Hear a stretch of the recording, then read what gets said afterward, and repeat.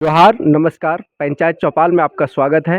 आज मैं ग्राम धरैड़ी में आया हूँ, पंचायत तमाई के ग्राम धरैड़ी में आया हूँ और यहाँ मिले हैं हमारे समाज सेवी राम दुलार साहब और जिनसे कुछ बातें करेंगे और ये समाज की कुछ बातों को, अपने विचारों को रखेंगे और जानना चाहते हैं सबसे पहले।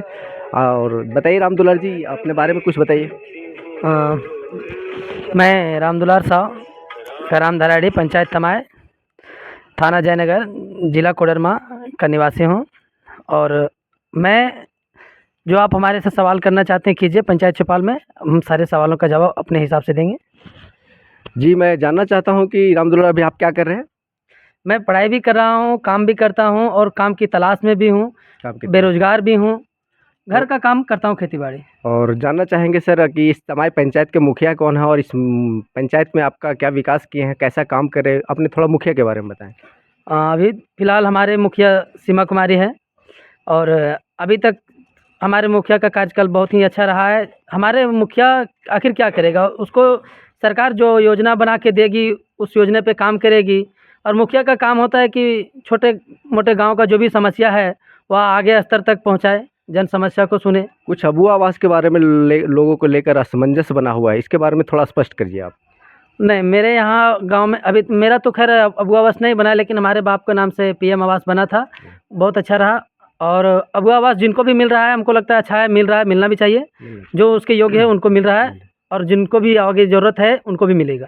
आपने कहा आप पढ़े लिखे बेरोजगार हैं, सुनने में आया है कि आपके घर के जस्ट बगल में पावर प्लांट है, केटीपी पावर प्लांट है और उसमें आपको एक रोजगार पाना और रोजगार के लिए वहाँ बहुत सारे युवाओं को नौकरी मिला है, आपको अभी तक क्यों नहीं मिला? इसका सबसे बड़ा वजह है हमारे क्षेत्र का लोकल नेता, बड़े नेता, जो भी विधायक हो, सांसद हो या हमारे क्षेत्र के छोटे-छोटे नेता जो यूनियन का नेता बन के जाते हैं, विस्थापित के नेता बनकर जाते हैं, लेकिन वह जाने के बाद विस्थापित का नेता ना होकर के एक ठेकेदार बन जाते हैं और डीवीसी के साथ डील कर लेते हैं।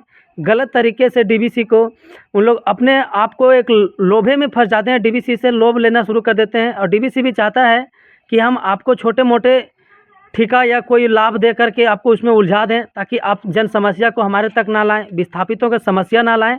नहीं तो विस्थापितों की समस्या लाने के बाद हमको हर विस्थापित को उसका लाभ देना होगा और वो चाहता नहीं है कि हम हर विस्थापित को लाभ दें या हर विस्थापित हमारे तक आवे।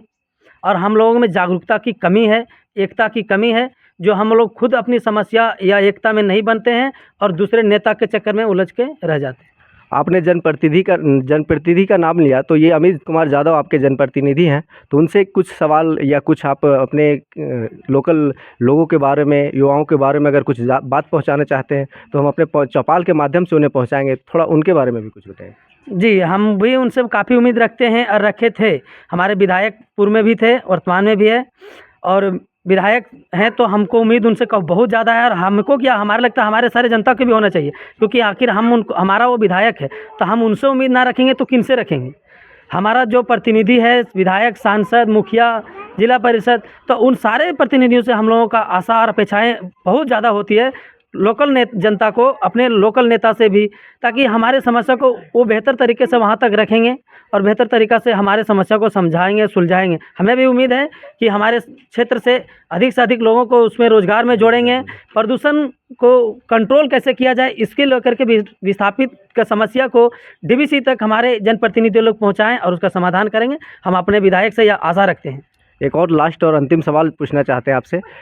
कुछ दिन पहले आपके यहाँ एस्पॉन्ड का पानी, गंदा पानी जो छोड़ दिया गया है, इससे आपके गाँव में गेहूं के फसल और सरसों के फसल को काफ़ी, और गर्मा फसल, आने वाला गर्मा फसल को भी सुनने में आया है, काफ़ी क्षति पहुंचा है। इसमें आपको मुआवजा मिला या नहीं मिला और किस प्रकार का कार्य हो रहा है? नहीं, इसमें कोई मुआवजा नहीं मिला। डीवीसी का आदमी एक बार हम लोग बुलाए थे निरीक्षण के लिए। हम लोग को खेत में गेहूँ लगा था, किसी के खेत में चना लगा था, किसी के खेत में धान पड़ा था, किसी के खेत में बुआई जोत के रखा है गर्मा खेती लगाने के लिए, किसी का खेत नहीं सूख पाया है कि वो आगे हल कैसे चलाएगा। आखिर गर्मा खेती के लिए खेत सूखना मांगता है, खेत कैसे सूखेगा जब आप गंदा पानी डीवीसी इतना छोड़ दे रहा है कि खेत में उसका पानी ऊपर आ जा रहा है, नली से ऊपर आ रहा है, तो उसको हम लोग बुलाएं तो उसका आदमी को हम लोग पकड़ के रखें। वो साला बोला कि पेमेंट हम करवाते हैं, आते हैं, देखते हैं, लेकिन हम लोग को सिर्फ गुमराह करके गया। वो बोला हम लोग को 26 तारीख आएंगे, फिर बोला 2 दिन के बाद आएंगे, लेकिन अभी तक नहीं आया, ना किसी को किसी तरह का मुआवजा दिया है।